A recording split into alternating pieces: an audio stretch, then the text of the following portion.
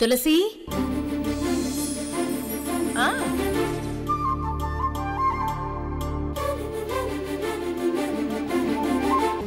మర్యాదగా డబ్బు తీ.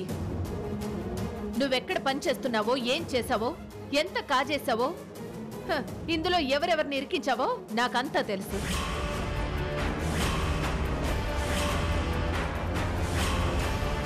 కుదరదు అంటూ తల అటు ఇటు ఊపితే వెళ్ళి జైల్లో కూర్చుంటావు.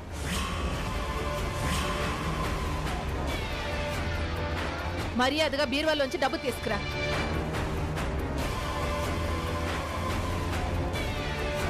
నీళ్లు నమిలింది చాలు, వెళ్ళి తీసుకురా. నువ్వు పనిచేసే ఆఫీస్ బాస్ ఝాన్సీ నా కోడలు.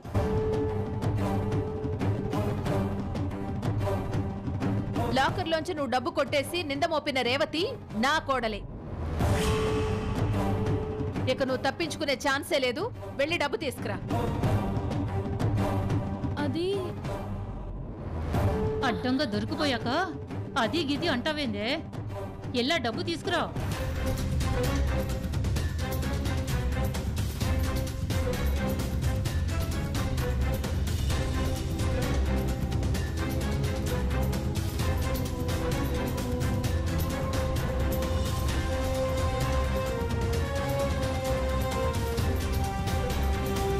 ఇదిగోండి. అమ్మా, నా బిడ్డ బుద్ధిగడ్డి తిని అలా చేసేసింది. డబ్బు ఇచ్చేసింది కదా, ఇంక వదిలేయండి అమ్మా, రచ్చ చేయకండి. ఇప్పుడే అసలు కథ మొదలైంది రంగమ్మ. ఈ డబ్బుని ఎవరు దొంగిలించమన్నారు?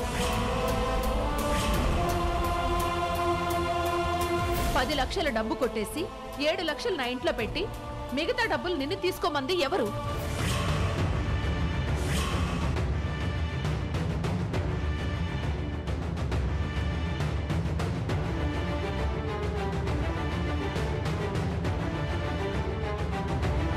నా కోడలు రేవతిని అరెస్ట్ చేయించింది ఎవరు?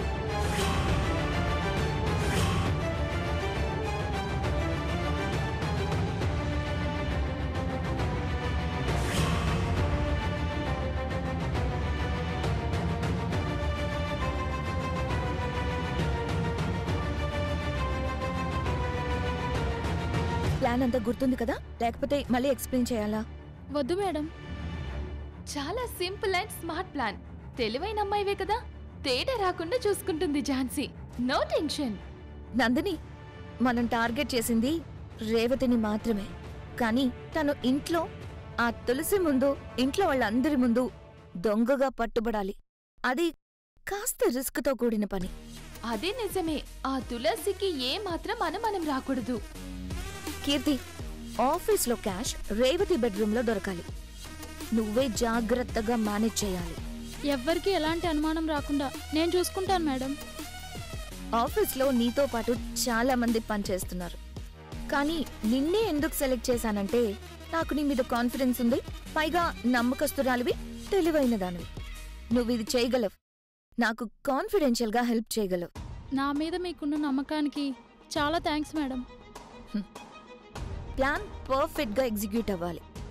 Suppose to be by mistake unfortunately plan fail అయ్యిందనుకో, అప్పుడు నువ్వు కంగారు పడిపోయి మా పేర్లు బయటికి చెప్పకూడదు. చాలా కేర్ఫుల్గా ఉండాలి. అర్థమైందా? అర్థమైంది మేడం. అసలు మీ పేరు బయటకు చెప్పను. Very good Keerthi. Work commitment అంటే ఇలా ఉండాలి.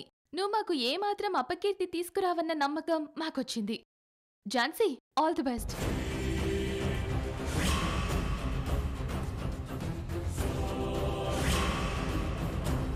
డబ్బు దొరికింది. డబ్బు తీసిన నువ్వు దొరికావు.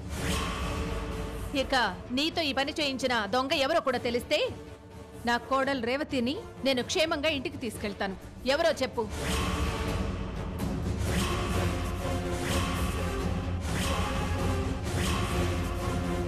చెప్పు.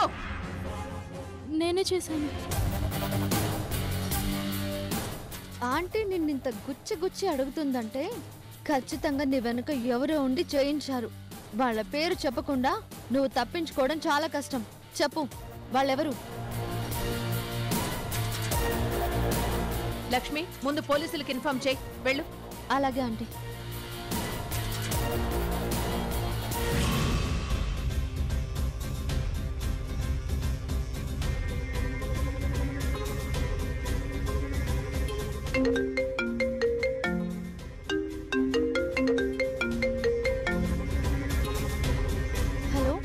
ఎస్ఐ శంకర్ గారా? చెప్పండి. సార్, ఇక్కడ మేము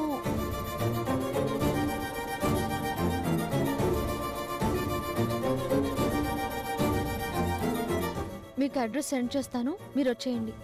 ఓకే.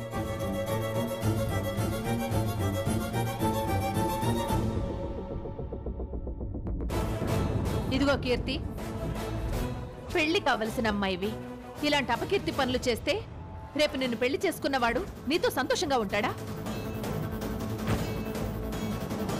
మిమ్మల్ని చూస్తుంటే మరీ ముంచేసారా కల్లా లేరు. ఏదో కలిసి వచ్చే అవకాశాన్ని కాలగన్నుకోవడం ఎందుకు అన్నట్టు ఆశకు పోయి చేసినట్టున్నారు. మరీ అదిగా నిజం చెప్పు. ఏమే కీర్తి, ఇంకా ఎందుకు నాచుడు? ఇది నీకు పుట్టిన బుద్ధి కాదని చెప్పు.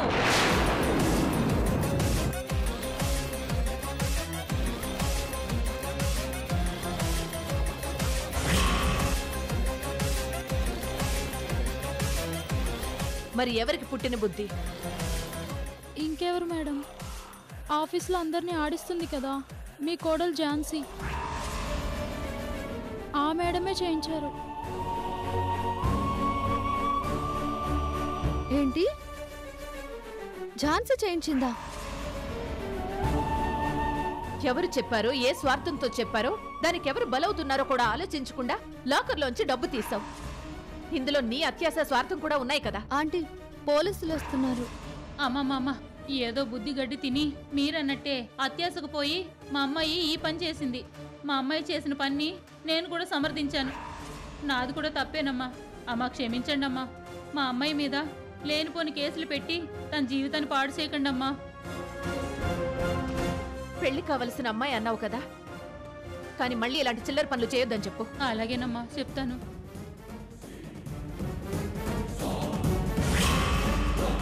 రండి ఎస్ఐ గారు, నేరం ఎవరు చేశారో, డబ్బు ఎవరు కాజేశారో తెలిసిపోయింది. ఎవరు?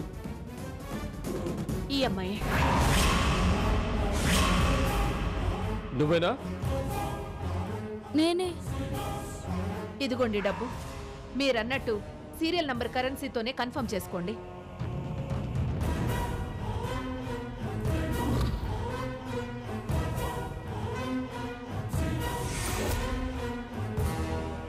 తులసి గారు, లేడీ డిటెక్టివ్గా మా డ్యూటీ మీరు కంప్లీట్ చేశారు.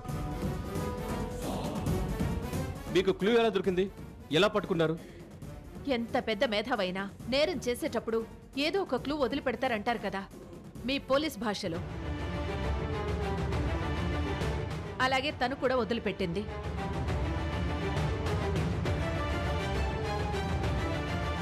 రంగమ్మ చిట్టీలు నడుపుతుందని అందులోనే తెలిసింది. అందులోనే నంబర్ దొరికింది. ఆఫీసులో జరిగిన నేరానికి ఇక్కడికి కనెక్షన్ ఉందని అర్థమయ్యి కన్ఫర్మ్ చేసుకుని వచ్చాను. దొంగని పట్టుకున్నాను.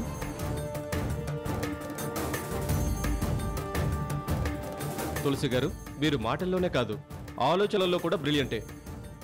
థ్యాంక్స్ ఎస్ఐ గారు. ముందు మా రేవతిని విడిపించాలి. అలాగే. కానిస్టేబుల్, తను తీసుకురండి.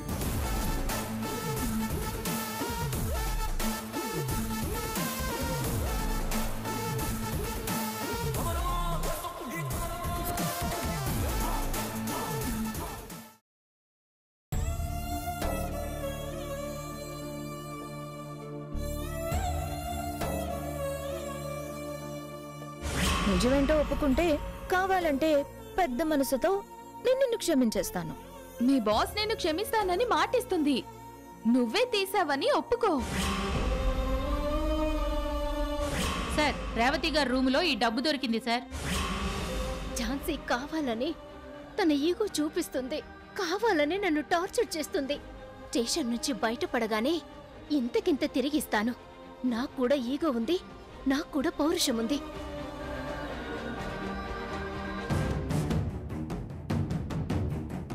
అత్తయ్య, అత్తయ్య. రేవతి, మీ ఆఫీస్లో పనిచేసి అమ్మాయి కీర్తే లాకర్లోంచి డబ్బు తీసి నువ్వు దొంగిలించినట్టు క్రియేట్ చేసింది.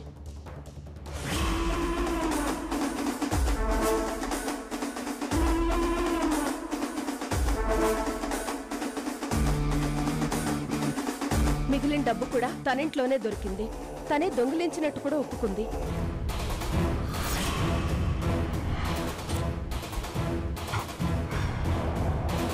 అత్తయ్య, నా మీద నింద పడిందని మీకు తెలిసినప్పటి నుంచి మీరెంతగా అల్లాడిపోతున్నారో నాకు తెలుసు. అల్లాడిపోవడంతో పాటు ఒక పోలీస్ బ్రెయిన్తో ఆలోచించి దొంగని ఇట్టే పట్టేశారు మీ అత్తయ్య గారు. తులసి గారు, మీరు నిజంగా గ్రేట్ అండి. చాలా చాలా థ్యాంక్స్ అత్తయ్య. నువ్వు నాకు థ్యాంక్స్ చెప్పడం ఏంటి రేవతి? నిన్ను కాపాడుకోవడం నా బాధ్యత. ఇక నీ మీద ఎలాంటి కేసు ఉండదు. అత్తయ్య, ఇదంతా ఆ ఝాన్సీయే చేయించింది కదా?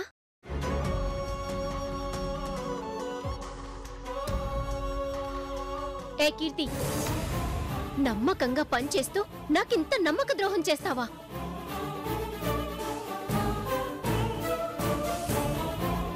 రేవతి, ఆశ చూపించి బెదిరించి చేసిన మనిషిదే మొదటి తప్పు. ఈ పని కీర్తి చేయకపోతే ఇంకొకరితో చేయించేది. ఇప్పుడు ఆ చర్చొద్దు. నువ్వు క్షేమంగా బయటపడ్డావు. నీ గురించి విష్ణు, మీ మావయ్య అందరూ టెన్షన్ పడుతున్నారు. ముందు ఇంటికెళ్దాం. అత్తయ్య, మీరు నన్ను ఆపుతున్నారు, కానీ ఆ ఝాన్సీని అంత తేలిగ్గా వదిలిపెట్టను. రేవతి, నువ్విలా ఆవేశపడితే నీకు ఝాన్సీకి తేడా ఏముంటుంది? మీరు తోడికోడళ్ళన్న విషయం తను మర్చిపోయినా నువ్వు మర్చిపోకూడదు. రేవతి, ఆవేశంలో నువ్వు తన మీద ప్రతీకారం తీర్చుకోవాలని చూస్తే మీ ఇద్దరి మధ్య గొడవలు ఇంకా ఎక్కువ అవుతాయి.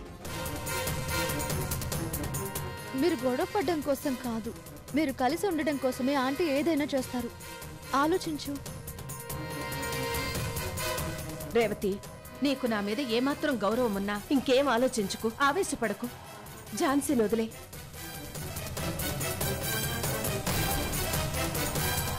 ఎస్ఐ గారు, తప్పు చేసిందెవరో చేయించిందెవరో ఇవన్నీ మీరు తీవ్రంగా పరిగణించకుండా దయచేసి వదిలేయండి.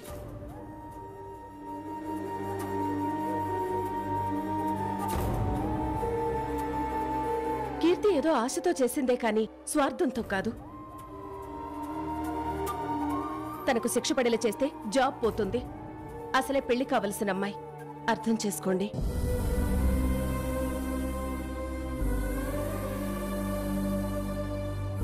రివర్స్ కేసు పెట్టి దొంగతనం చేయమని చెప్పిన మీ రెండో కోడలు ఝాన్సీని, చేసిన ఈ కీర్తిని కఠినంగా శిక్షించి బుద్ధి చెప్పొచ్చు.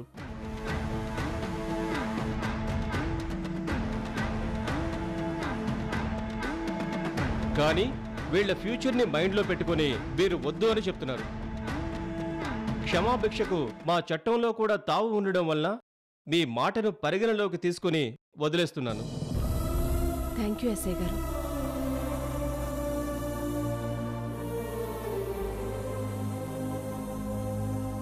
చూడమ్మా, ఇంకోసారి ఇలాంటివి జరిగితే ఇంక జైలుకే పోతావు.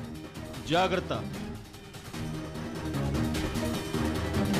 కీర్తి, విన్నావు కదా? ఇంకోసారి ఇలాంటి దురాశకు వెళ్ళకు. Sorry madam. నా బిడ్డ మీద ఎలాంటి కేసు లేకుండా చేసావు. నీ మేలు ఎప్పటికీ మర్చిపోలేనమ్మా. మేడం సారీ మేడం, ఇంకెప్పుడు ఇలాంటి తప్పు చేయను. It's okay. ఎస్ఐ గారు, మా రేవతిని ఇంక మేము తీసుకువెళ్ళొచ్చా? తీసుకెళ్ళండి. కానిస్టేబుల్, ఈ కీర్తి దగ్గర లెటర్ రాసి తీసుకో. Okay sir. ఎస్ఐ గారు, ఇక మేము బయలుదేరుతాం. థ్యాంక్ యూ సో మచ్ అండి. మా పని మీరు పూర్తి చేసినందుకు నేనే మీకు థ్యాంక్స్ చెప్పాలి. థ్యాంక్ యూ తులసి గారు. అయ్యో భలేవారే సార్, మీరు నాకు థ్యాంక్స్ చెప్పడం ఏంటి? సరే, బయలుదేరుతాం. అలాగే తులసి గారు. Thank you.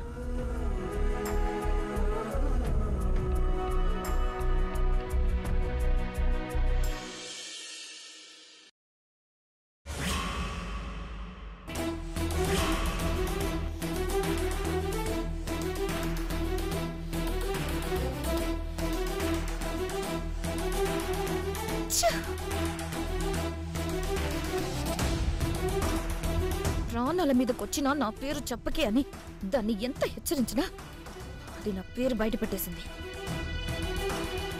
ఇప్పుడు తులసి అందరి ముందు నా పేరు చెప్పి నేనే రేవతిని కావాలని కేసులో ఇరికించానని ప్లాన్ చేశానని వలవలా వాగేస్తే ఎలా మేనేజ్ చేయాలి?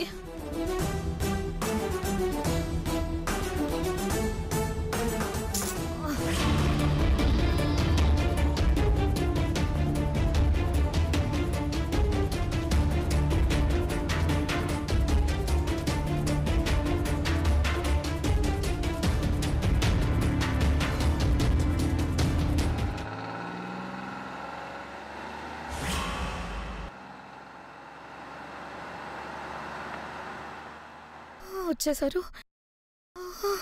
ఓ వచ్చేసుంటుంది.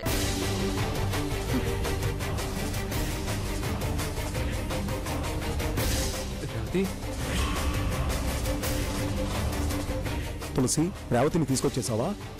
అమ్మా, ముదుల గురించి ఆలోచిస్తున్న మా అందరినీ టెన్షన్లో నుంచి ఒక్కసారిగా బయటపడేశావు. ఇంతకీ ఏం చేసావమ్మా? ఒక ఫోన్ నెంబర్ ఆధారంగా రేవతి నేరం చేయలేదని ఎలా నిరూపించావు తులసి? ఎవరైతే ఆఫీస్ లాకర్లోంచి డబ్బు తీసిన అమ్మాయి ఉందో ఆ అమ్మాయి వాళ్ళ అమ్మ నంబరే నా చేతికి దొరికిన పేపర్లో ఉంది.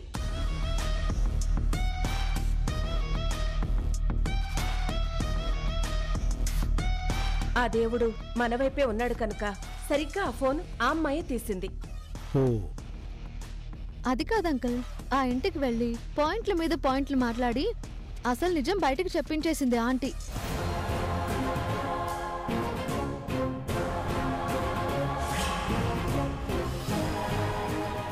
ఏంటా నిజం? అలా ఎందుకు చేసిందంట? ఎవరు చేయమన్నారంట?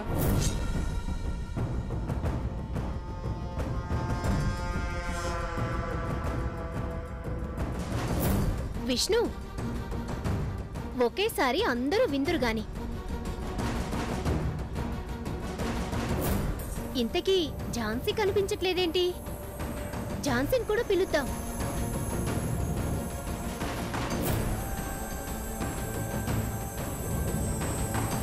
ఇప్పుడే పిలుస్తాను వదినా.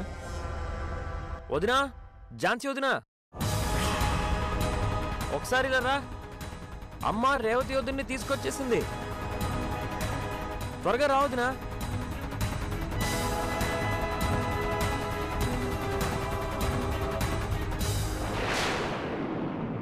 ఝాన్సీ వదినా, వస్తున్నాను.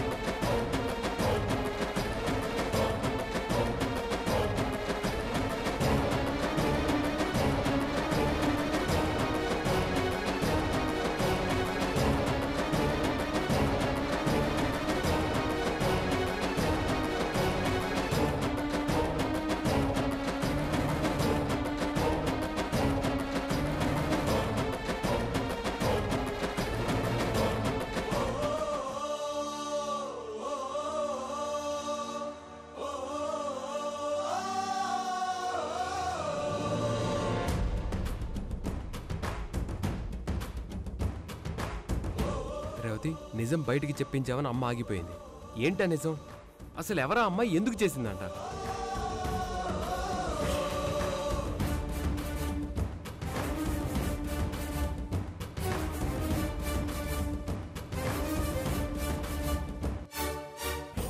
ఆ అమ్మాయి చేసిందా లేదంటే ఎవరైనా చేయించారా?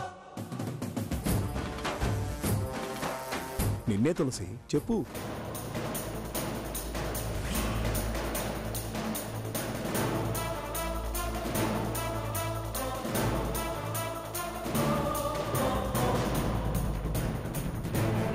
ఇద్దరు నన్నే చూస్తున్నారంటే ఇద్దరిలో ఒకరైనా నా పేరు చెప్పేస్తారు.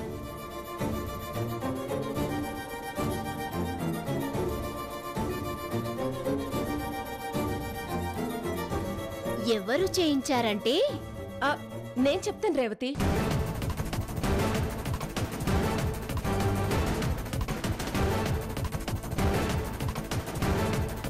అది కాదత్తయ్యా. నేను చెప్తానన్నాను కదా.